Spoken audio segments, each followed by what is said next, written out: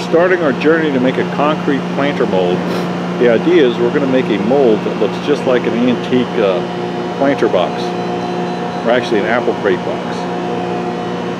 This is a facility that actually reclaims old lumber. They take down old barns, salvage the wood, and repurpose it. What we're after is old growth pine wide plank, which is very rare. You can see we found some wood that's 20 inches or more wide.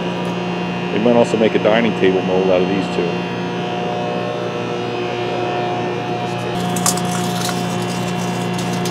How much did we end up paying for all this lumber, Bill? It was $700 for all 6 pieces.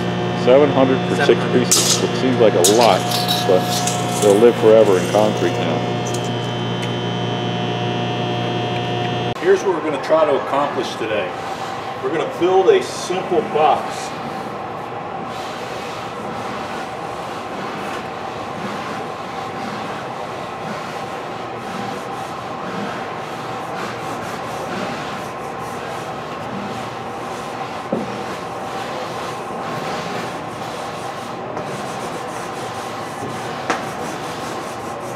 It'll be a planter out of antique wood. We start by doing this. Now, to make this liner out of rubber, we'll do a section view that'll look like this. Our rubber will come over the top.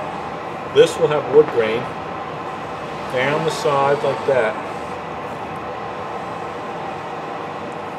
To make this side hold, we're going to incorporate a piece of plywood to back the rubber. So our rubber is going to come like that. Our plywood is going to be inset into the rubber, like so. And our rubber is going to come down like this. This will be our plywood backer. The reason is we want this to have wood grain, this to have wood grain, and we want this form to seal at the bottom and hold against the wall, or else it could flop against the concrete and not hold steady. So that will be the section view. Now, to prep our wood, decide which side we want the rubber to hit. And then it's just a quick clean with a wire brush.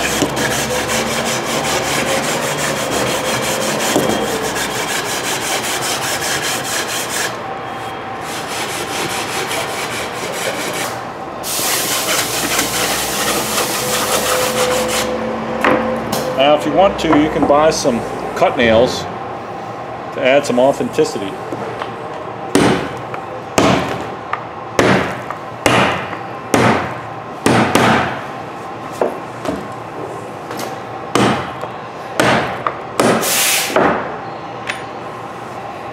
Now, if your wood doesn't come with enough saw blade marks in, you can actually add your own using a saw. Bend it like this.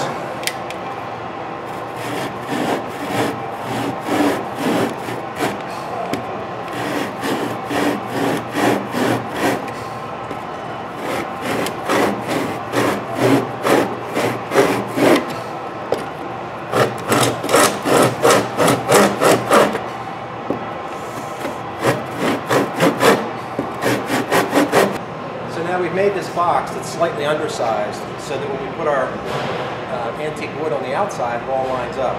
So I'm putting the first piece on and I'm leaving a 3/4 inch on each end, and that's where the side pieces will come in and fall flush to the ends here. Using an air nailer with some small staples in it so that they virtually disappear. Shipping 1200, shipping 1200.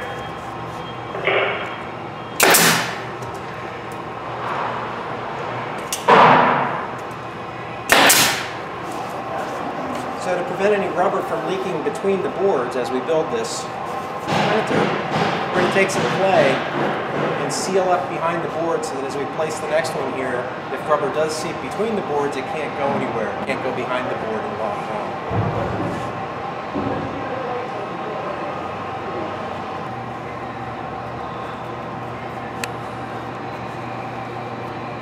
We always warm the clay up a little bit just so it's very squishable when it goes in there. So now you can see we've sealed that edge there. So now if rubber does seep in between the two boards, it can't go anywhere behind them.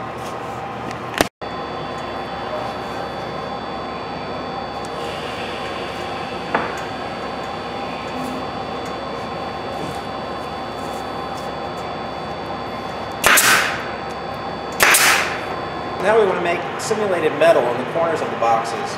And Mark found this, it's like a expanded polyurethane vinyl piece. One side has a texture that kind of looks like leather, but the other side actually has a very, like a stipple texture that could look like metal. So that's the side that we're actually going to use. We're going to cut strips that are about 3 inches wide and bend them around each corner. Now in order for us to get our faked galvanized corners stuck before I nail them, I'm going to line them up, and I'm going to use my hot melt glue gun to glue this vinyl flooring into place.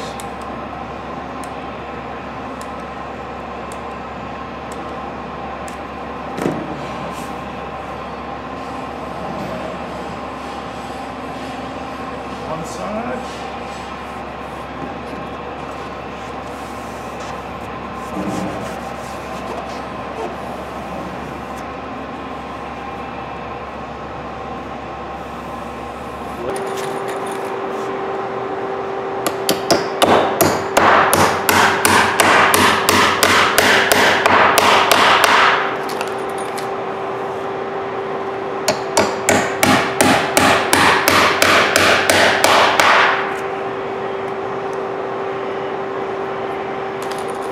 Here is a tool that you could use for claying your forms you're going to pour rubber in, but it also works very well for your concrete forms. It's called a walnut hollow clay extruder. It comes from Michael's, the craft store.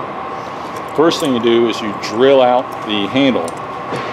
Drill the rivet out so you can pop the handle off. And then you're going to use your drill to run it.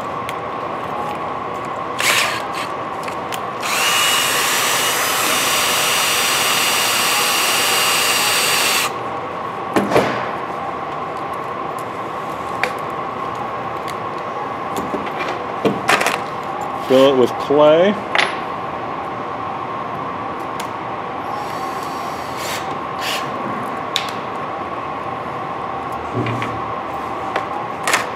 Put the cap on.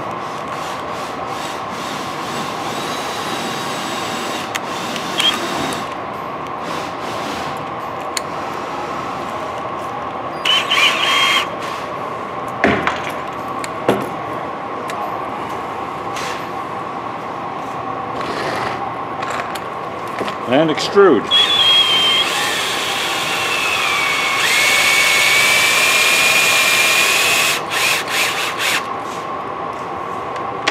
Simple. So now we have some little bits of cracks between boards, and to prevent the rubber from running back in there and then trapping, I'm going to go through with clay and push clay into there, and then with a very sharp pointed device just kind of going to recarve the slit so that it looks like there's still a crack there. Visually it's still there, but in actuality it only goes back a little bit, just enough to give the definition. So we have a little bit of a crack right here, and I just take a very fine bead of clay, push it up in there, and just take what looks like a pencil, and just kind of roll it and turn it as I do that, and it pushes the clay right into the seam, seals it up, but visually the crack is still there.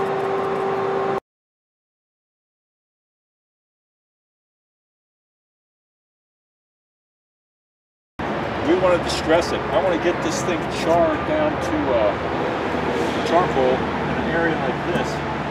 The next model will look like a planter that's been through a fire. This is a Harbor Freight propane torch. It's my only worry. We'll see what happens.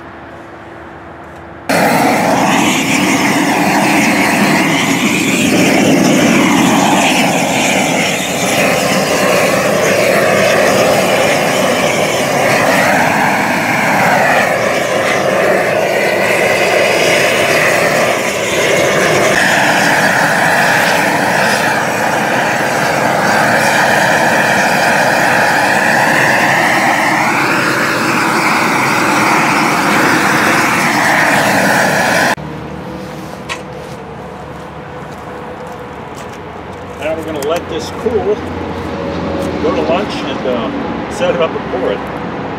Could look pretty cool.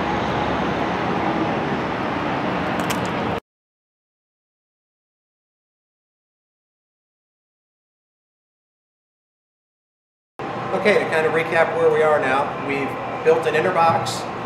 We attached our reclaimed lumber to the outside of the box to make it look like a large planter box. Took some, what looks like, I guess it's a vinyl product. In the end, this will look like metal. It has the right texture and everything to be metal. Also roughed it up a little bit. We plan to make that like rusty areas in the finished product. Got some of these funky nails that look like they're old school. They're in there for some effect. Went through and played up all the seam lines. Played up the seam line around the top. Wire brushed the whole thing. Blew it all down real good. And now we're ready to seal it so that we can start to work on pouring rubber against it. So to seal the wood, we're going to use a product, it's Polycoat. It's both a sealer and a release. And it'll put a light silicone barrier on top of that wood so that the rubber doesn't stick to it.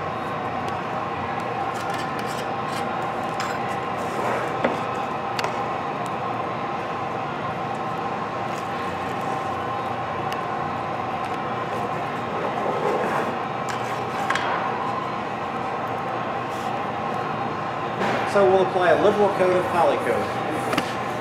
You'll notice it'll get soaked up by the wood. When this is all done, it'll look like there's nothing on it at all. But in fact, there will be a very thin silicone barrier on the outside of the wood.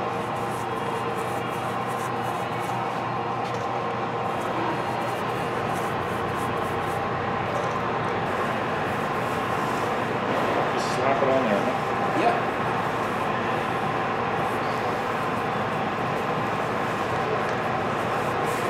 It has to be flammable, isn't it? It is, yeah. How many coats? I'll probably give it 2 just because it's a very porous, dry, old wood.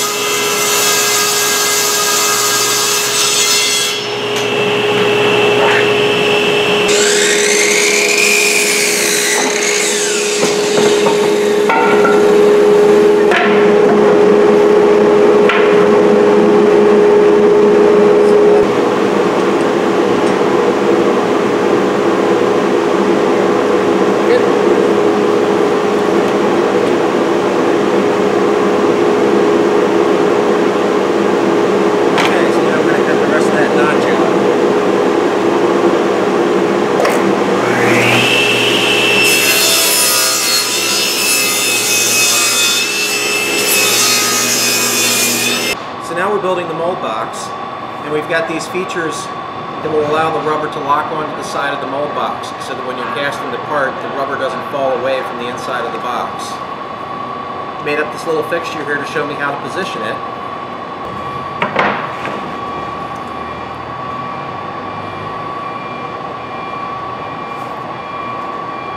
So I've made up this little fixture here that's the right height and width, and now if I screw this on here in this position, when I take this away, I end up with a little wraparound feature that we're going to have on the top side of the mold to hold it to the inside of the mold box.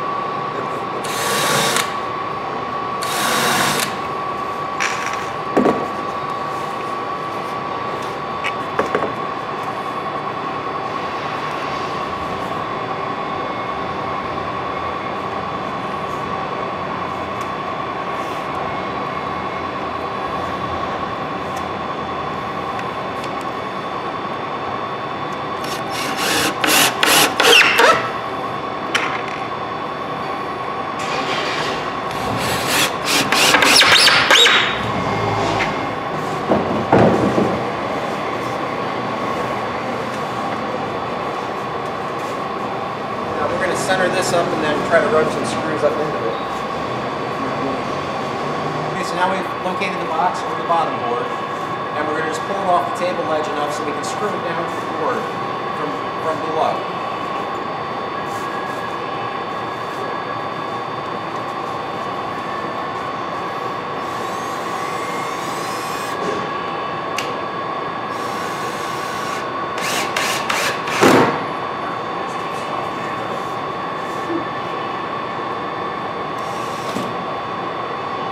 How many screws?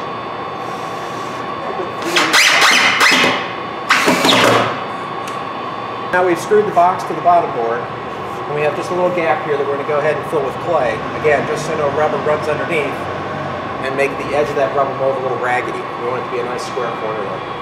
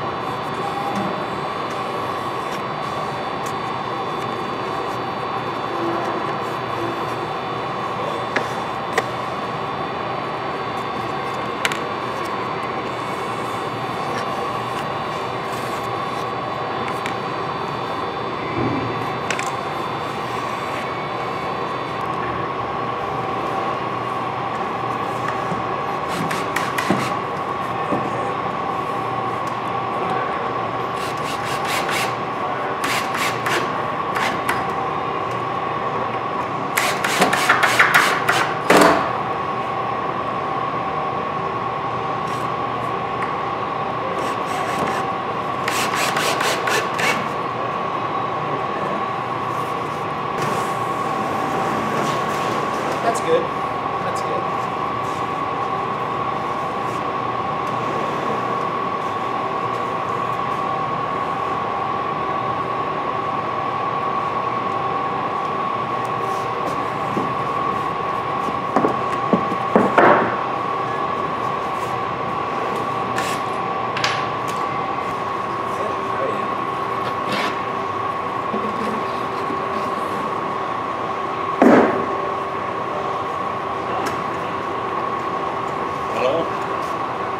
So now we've taken the mold box off of the master, flipped it upside down, put it on the floor, because we want to install bolts and T-nuts to hold the box securely to the bottom board. We're doing that because if you run screws in and out constantly to make molds, those holes will eventually strip out and no longer hold for you. So instead of doing that, we'll drill through holes, put T-nuts on the bottom board, and then you can actually bolt and unbolt hundreds of times with no failures. So I flipped it over because I have to drill through the center of this rib that sticks up. If I drill from the other side, I'm kind of drilling blind and I may not be on the center of this. By flipping it over, I can drill right from this side and make sure I go right through the center of that.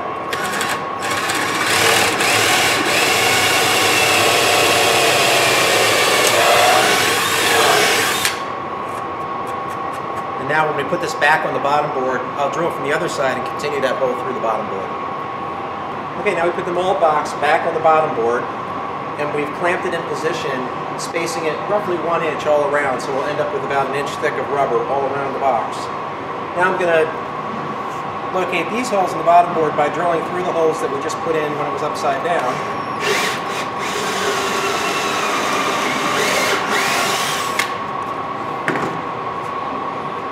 Then we're going to take a through bolt, a washer,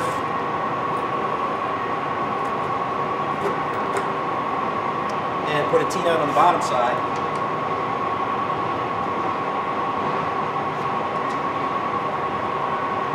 I guess I need to get a wrench to do the rest of this.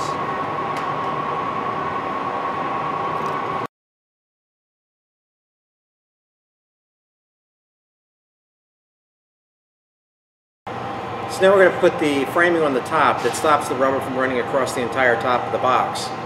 We're going to frame this out so we can form that lip that just captures the top detail of the planter box.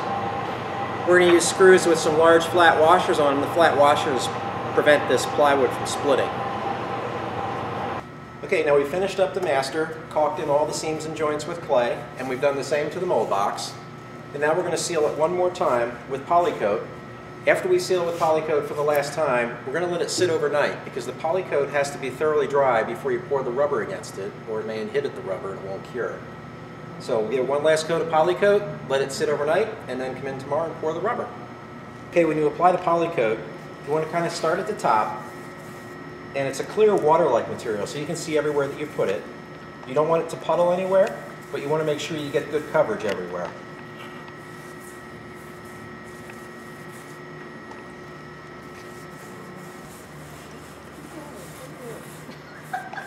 Does it have to get all the way into like the little... Yeah, you want to be able to see it, like, so that you know it's there, kind of thing. Yeah, but I mean like in the cracks and whatever. Yeah, it'll go in there, I think. Because it kind of sucks it right in, right? Okay. Well, some spots it seems like not so much. What? Maybe I'm not putting enough on. Okay. Now we're going to take the blade and just kind of put it on the edge of this. This will end up being the seal between the mold box and the bottom board. And I'm just kind of squishing it on there a little bit so that it doesn't fall off when we flip this over and put it onto the bottom board. So we've polycoated everything, but to add just a little bit more release to it so that it doesn't want to bite into any of this detail, we're going to spray the surface with 2300. This step may not be absolutely necessary, but I just want to make sure that the rubber doesn't grab anywhere and just releases easier for us.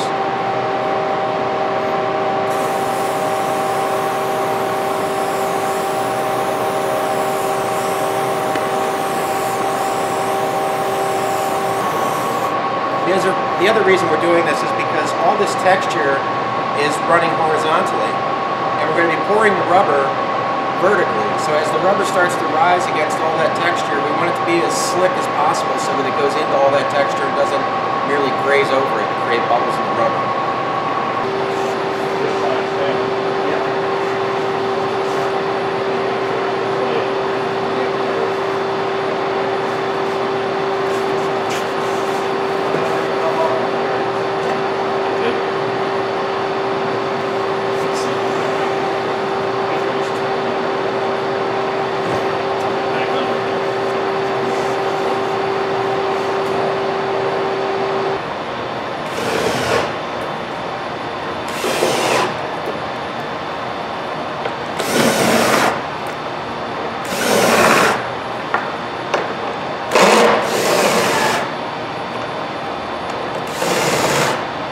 Now we're going to start mixing the rubber. We're going to need probably about 2 80-pound kits. It's a little bit too much rubber to mix in one batch. So we're going to mix in multiple batches. A 5-gallon pail holds about 40 pounds of liquid, but we can't fill it to the top because we have no room to actually stir it. So we'll probably do about 25 to 30-pound mixes, one at a time, and just keep pouring them into the mold until we're finished.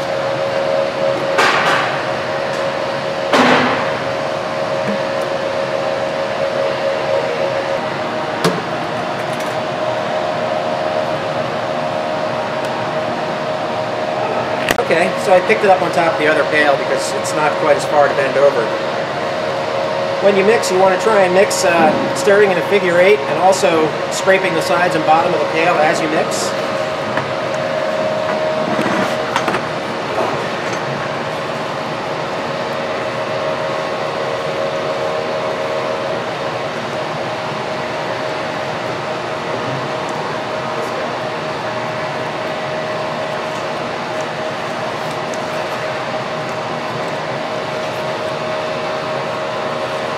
Guys, I'm going to start ordering a lot of rubber.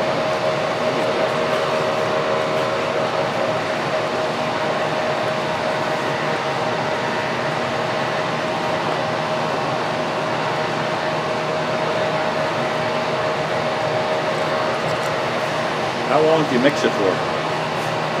I usually count in my head to 100, just so that I'm mixing consistent batch to batch. So now you're at 65, right? I'm at 80.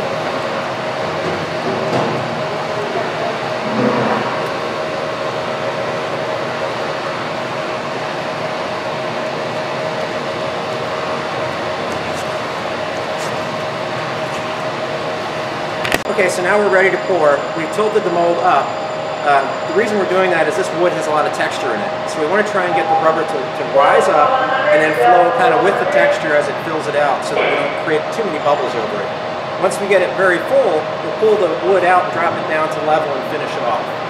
So you can see how I'm trying to pour into the lowest corner of the box, and I'm also pouring slowly so that the rubber doesn't splash all over the place and essentially trap air bubbles against the model. I'm trying to have it drip all the way down to the bottom and fill from the bottom up so that it chases any air that's against the model up before the rubber so that it doesn't get trapped under the rubber.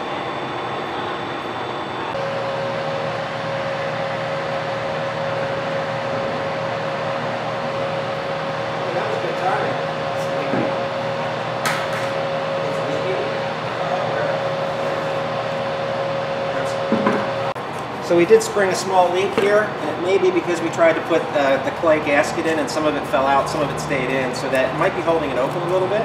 But we'll just take some warm clay and tuck that in there to stop it.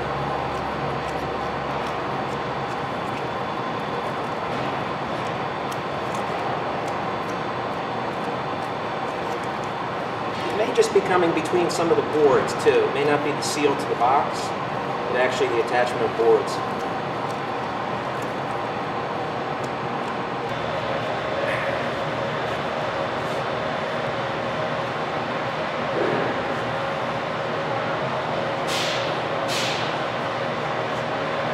So you'll notice we're doing this in several pours, and if you're by yourself and this takes you all day, that's okay.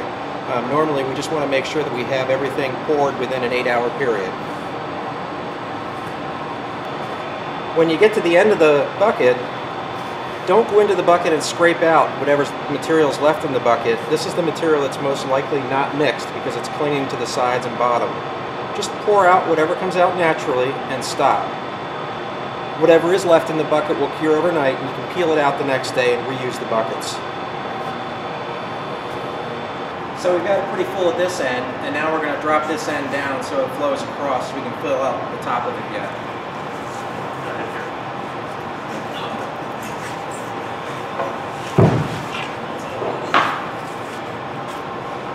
Well, I'm still pouring into the same corner because I want it to flow across what's left and trap as little air as possible. As long as you're pouring rubber into rubber, you're okay, so I always try to stay just behind the leading flow.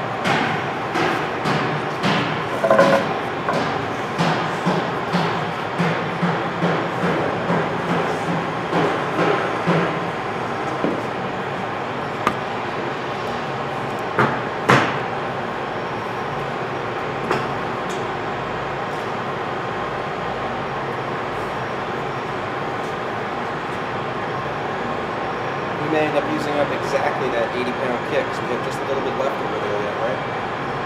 So.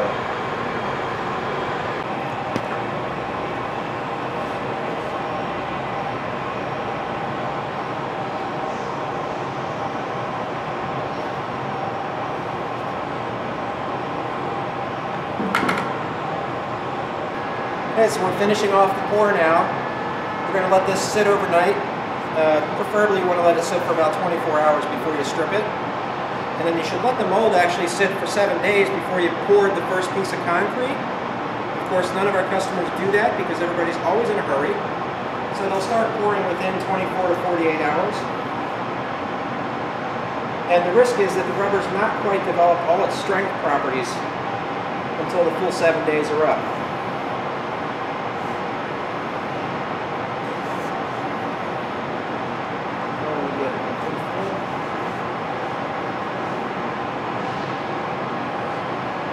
Now that we've finished pouring, if you can see it in there or not, there's little bubbles that have risen to the surface. They're bubbles from mixing the rubber and also maybe some air bubbles that are coming off of the model itself. So we'll just spray a little bit of 2300 on top of the surface. It takes away the surface tension and allows those bubbles to pop.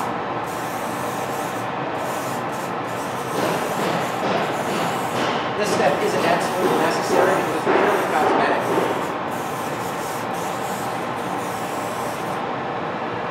Okay, it's the next morning. We've let it sit overnight. It's all firmed up real good, and we're going to start taking apart the mold box now.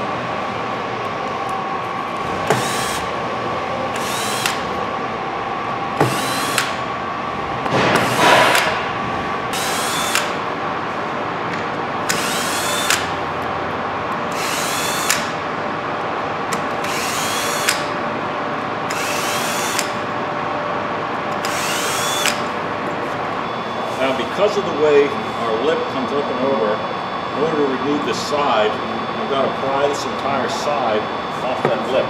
Then the side will pull right back. Pry it off and then shim it up.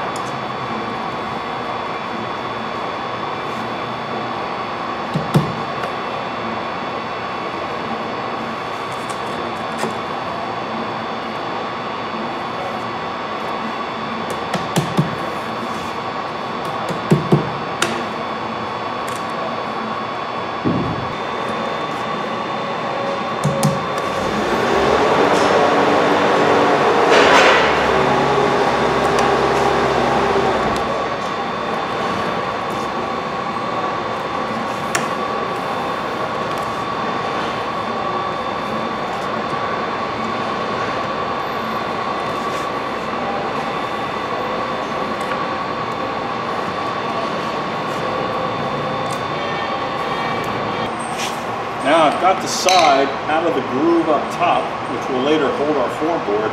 I got to come up and out to get it out of the groove down below. There's been some rubber leakage, which acts as a great glue. Now I just need to go up with it. As you can see, it's coming up, the inner mold is moving. There we go. Pop it out.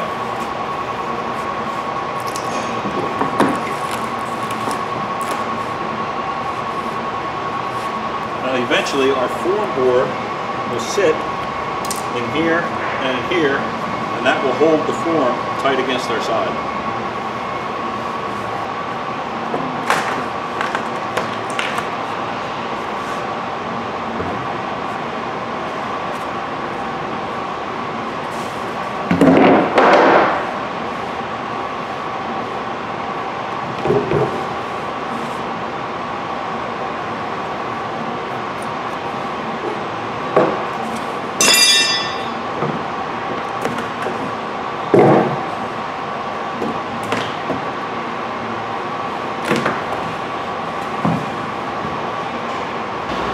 As you can see, I've flipped the box over. The reason for that is the top side, which is the bottom now, has that groove in which will give us the return on the wood. The bottom side doesn't, so once I strip this, I'll have access to the inner part of the mold so we can start to work it loose from our form. And if we need to, we'll show you where we're going to have a part line, a cut line.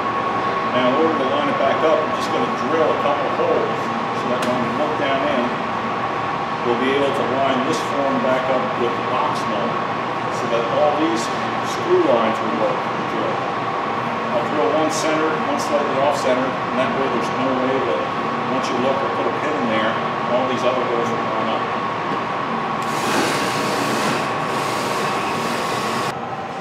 Okay, so now we've got all the mold box torn apart.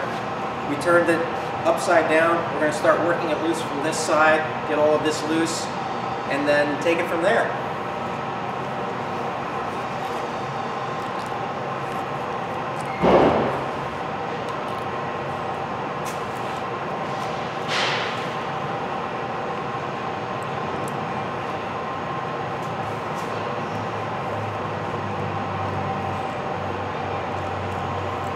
So now we've got this whole thing loosened up all the way around.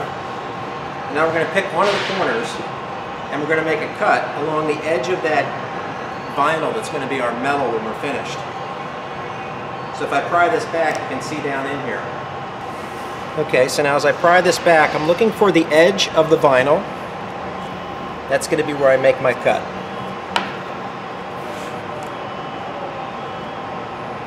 When you cut, you don't want to cut in a straight line. You really want to cut a little shark tooth-like. It gives us something to locate to.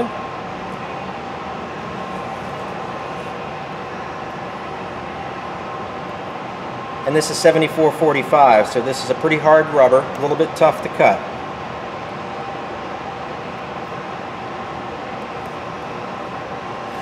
You want to hold this open? And cutting is really, it's a two-man job because somebody has to continue to pull it apart as you cut down.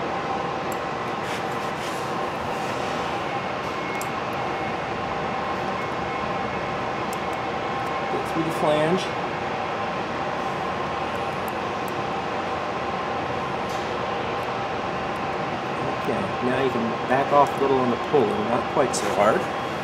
Okay. Okay, if you can continue to kind of hold this open for me, I'll continue to cut down. That's actually this side that I need to pull away, not so much that side yet. That's good. Oh yeah, you can see it clear as day, huh? Yep. Further? Like that, that's good.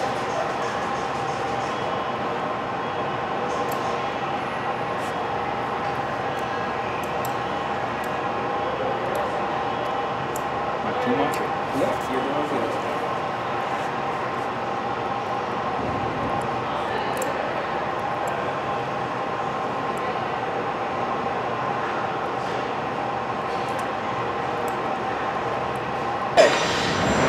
Made the cut all the way up from the top. Now we flip the whole thing over and we're going to cut from this end so that the cuts meet up.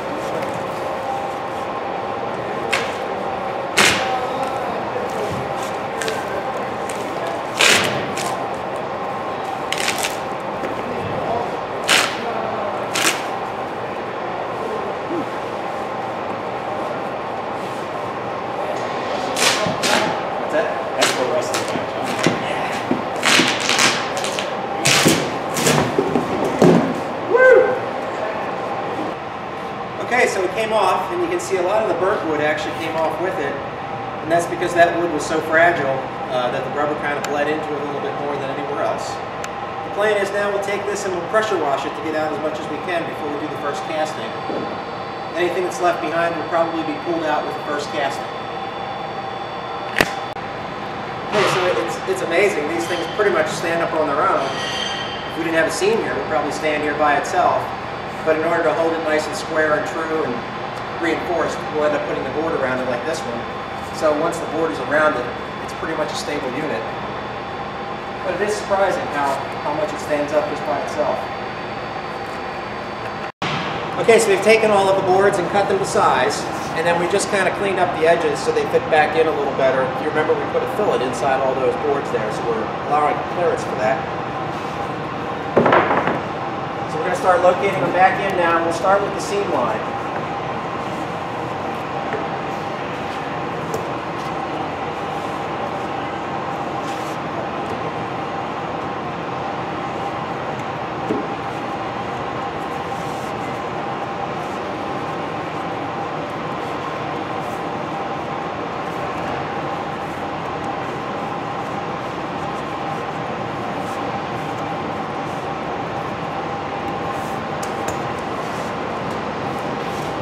First side's on.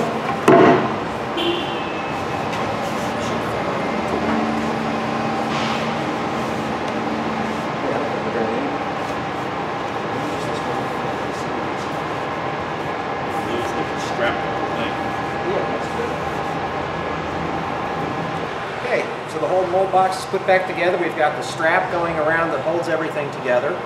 Other than that, the boards just kind of key into all four sides, the same way the mold box originally did. Our parting line is over in this corner here. You can see if we pull that apart a little bit, that's where she's going to part. but with the strap holding everything together, it seals up nice and tight so you won't see it. Okay, here's a close-up of how that parting line works. You can see how we can pull it apart. When you put the strap on and pull everything back together snug, parting line completely disappears, and we're ready to cast concrete.